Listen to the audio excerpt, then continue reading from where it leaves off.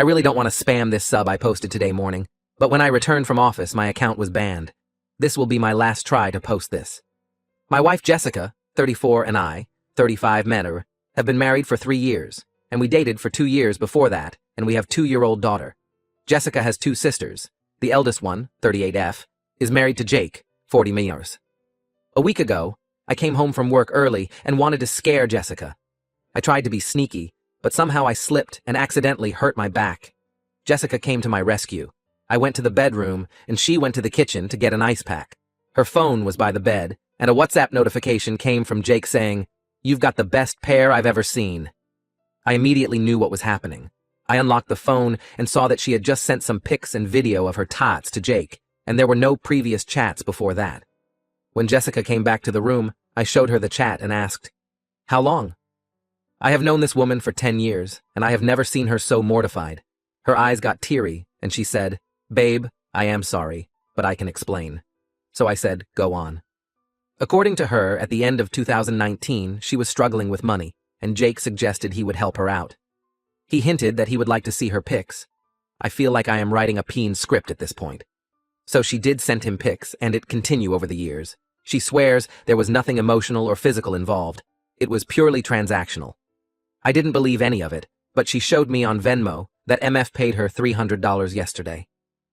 I then told her, "It's been 5 years. Try to remember if anything physical happened." For me, if even half of what she is saying is true, how could something like that not become physical? She started crying and told me she could prove it tomorrow because Jake would get suspicious if she tried to talk to him now. I took her phone, went to a bar, got wasted for the night, and when I came back, she was still there crying. I just slept on the couch. Next day morning, I gave her the phone. She called Jake. Conversation goes something like this. Jessica: "Hey, I was wondering if you want some more pics." Jake: "I'm short on money. Yesterday, I spent all of it." Jessica: "We can do something more this time and meet in person. I've changed my mind on that." Jake: "No way. How much are we talking about?" I felt like I was going to puke. I told her that we are done and left for office. I am not a very wealthy dude, but I would consider myself a stable guy who could take care of his family. Now I just feel like I have failed as a man, whose wife had to sell her body to meet her expected lifestyle. When I got home that night, she looked like shit. I asked Jessica why she kept taking money from him after we got married, and why she didn't ask me while we were dating. She said she didn't know how to stop, and that it was easy money. I left my home that night and told her she can keep the home and the car, but I want 50-50 custody of my child. So here I am now, haven't told anyone about this. It's been a week since, staying in a hotel. I go home in the evening to play with my daughter. I'm speaking with divorce lawyers, and Jessica is constantly talking about marriage counseling. Update. Before getting to the update, some people were asking me to get a paternity test. I don't need one. I know she is my daughter because I am Indian, and Jessica, my wife, is white, and my daughter looks like me. Now for the update. After I made that post, I shared my situation with my cousin's sister, 30F. She is the only family member I have living in the States. I visited her place the next day, and she knocked some sense into me. I realized part of me still didn't want a divorce because I basically married Jessica against my parents' will. They wanted me to have an arranged marriage. So, my failed marriage would hurt my ego. She also arranged a meeting with a divorce lawyer, and no, I am not giving up my house. I was just emotional at that time. From what I understand, in our state, adultery has pretty much zero impact on the assets, so it will likely be a 50-50 split. However, there is a high chance I can get better custody of my daughter because I have a job, and Jessica doesn't. She is also involved in sex work at this point, which could work in my favor. My father-in-law called me last evening, and he was crying. He told me he didn't know what to say to me, and that if he were in my place, he would have left her. Apparently, Jessica got scared and told her family everything after I didn't visit home for 2 days and had blocked her everywhere. I guess I should have done that a little while ago, and Jake is out of his house also. So, I think I will go for a divorce, because there is no point of reconciliation at this point when the whole relationship seems fake to me. Story 2. My 32F father, 60s, has been married to Sasha, fake name 40s, for almost a decade. I was already an adult when they started seeing each other, so I never had much of a relationship with her. That said, Sasha was nice and thoughtful, though a bit annoying at times, and I never had any problems with her. I now have a husband, 34M, and 2 kids, 9M and 4F.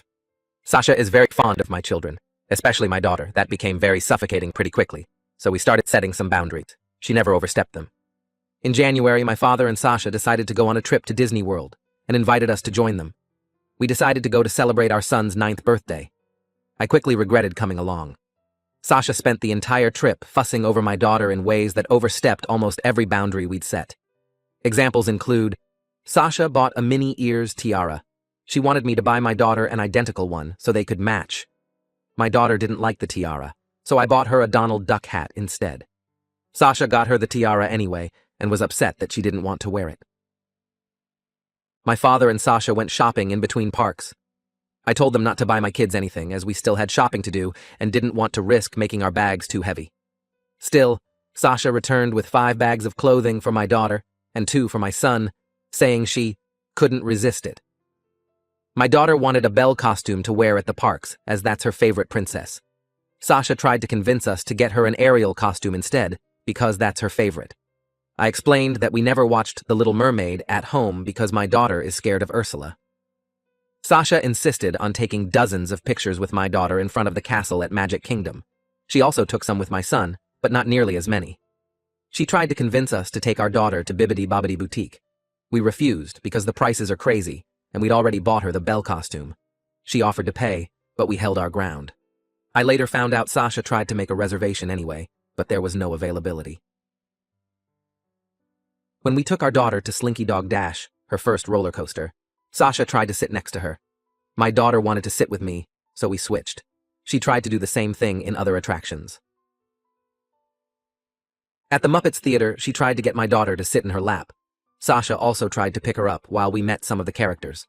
There were more instances. The final straw for me, however, was the last park day of the trip. We were at Magic Kingdom.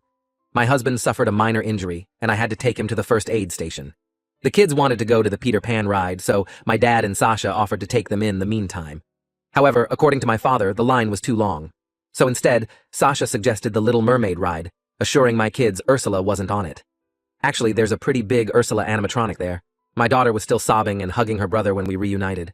When we flew back home, I told my father that we'd no longer take our children on trips with Sasha due to her behavior. He got extremely angry. He said his wife loved my kids, thought about what they'd like to do at every moment of the trip, and that we should be grateful to have her in our lives. I lost my temper at that. I told him Sasha was a fucking creep, and that they should be grateful I was still okay with them even seeing my children after her actions during the trip. We ended up having a huge fight after that. It's been weeks since we returned home, and my father is still angry at me and my husband. Sasha has texted me a few times. She says she's sorry if she made me uncomfortable, but that she loves my kids and hoped to use the trip to spend more time with them. To be honest, I don't think I'm the AH here, but I do think I might have overreacted. I believe there's a chance Sasha's actions were motivated by love, and she truly did have good intentions. Aida, update. Hey everyone, I'm ready to give you an update. I read your comments and came to the following conclusion. As much as Sasha's behavior towards my children angered me and freaked me out, calling her a creep was the wrong reaction to have. That said, I think it's best for my family to distance itself from Sasha for the time being. And at the very least, my previous decision to avoid future trips with her based on the Disney trip is still the best course of action. Sasha's pushiness, tendency to override my and my husband's parenting, and blatant favoritism towards my daughter were much worse when the kids were younger. After my daughter's birth, she began to focus too much attention on her and almost none on my son. I gave more examples of that in the comments on my original post. That's the reason we set boundaries in the first place. The way she fusses over my daughter also bothers me. When we had the boundary conversation with my father and Sasha, she told us that she'd always wondered what having a daughter would be like. She'd also defined herself as child-free before, so I was never certain what to think of that. Either way, that reassured me and my husband that we were doing the best for our kids. Those boundaries had never overstepped. Then we went on the Disney trip, and most of them were completely ignored. Many of you pointed out that she might have gotten carried away, or that Disney is exciting and she wanted to make sure my kids had the best experience, etc. There are 2 things I'll say to that. The first is that whatever Sasha's reasons were, she still overstepped our boundaries. When we first set those, we told her that doing so would have consequences. Disney or not, I don't see a reason to make an exception. Secondly, she wasn't trying to ensure my kids had the best experience. She was pushing them to fulfill her fantasy of what their Disney trip should look like. She repeatedly ignored my children's wishes in favor of her own, despite them both being very clear about what they wanted and didn't want. Sasha also continually favored my daughter, including during my son's birthday, and fussed over her in ways that made her uncomfortable. And I still haven't forgiven the Little Mermaid thing. My daughter is a bit shy and takes a while to open up to most people, so knowing her trust was broken like that angers me in ways I can't describe. To put it in simpler terms, my children aren't props, and whoever treats them as such will, at the very least, be put in time out. I called my father and Sasha on Saturday. I apologized for calling Sasha a creep, but told them that we needed some time apart. They won't see my family until my younger sister's birthday in late April. If that goes well, they'll be invited to my daughter's 5th birthday party in May. After that, we'll slowly work on re-establishing contact. I also said that if they overstepped our boundaries again, the consequences would be more dire. My father didn't take it well. I don't care. Sasha sent me a text with more apologies, followed by a request to, at least, FaceTime my kids every now and then. I said no. And to those who said my controlling behavior ruined the trip, my kids had an amazing time at Disney World. They're both still talking about it. My daughter keeps asking us to put her pictures with the characters she met up on the wall, and my son says he had the best birthday ever. I think that's it. Thank you for your advice and support on my first post. Relevant comments. Canyon Moon. You protected your children, and that's the best thing you can do in any situation. I'm glad they're still talking about the trip, despite favoritism and the Ursula animatronic, which means you and your husband managed to outshine all of that with wonderful memories. For the possible reconciliation, everyone can act normal for a day, the birthday in late April, especially if they know there's a goalpost on that day. It's the behavior over time that counts. If they're still messaging you, requesting FaceTime calls, and calling you unreasonable despite you clearly saying you want NC, you could begin a tally. 1 point for each request, and when it's X amount of points, they'll have their timeout extended because they obviously don't understand boundaries yet. Update, 2 months later. Last time I posted here, I mentioned that my father and Sasha wouldn't see my children until my younger sister's birthday. The party took place last weekend, and we didn't attend. These 2 months of no contact worked fine, but not great. My father respected my wishes, to my surprise, but Sasha kept trying to find ways to talk to my children. She'd call me under the guise of needing to ask me something, only to later say, "By the way, are the kids around? I want to say hi." Every time she tried that, I'd remind her of what I'd told her back in March. This must have happened almost a dozen times, which was enough for my husband and I to start debating on skipping the party. After speaking to our kids, we decided not to go. They both said they missed my father, but clearly didn't want to see Sasha. We thought about attending and just distancing them from her while there, but risking making our children uncomfortable wasn't worth it. My son even asked if we could see their aunt somewhere else without Sasha around. My husband and I explained the situation to my sister. She was upset, but mostly because she hadn't seen the kids in a while. We all went to dinner at her favorite restaurant the day after her party. I also called my father and told him we wouldn't go to the birthday party. He reacted better than I expected, but we still had a short fight about it. He claimed that I had promised we'd let Sasha see the kids after 2 months, called me unfair, and said he was entitled to have a relationship with his grandchildren. I immediately denied that.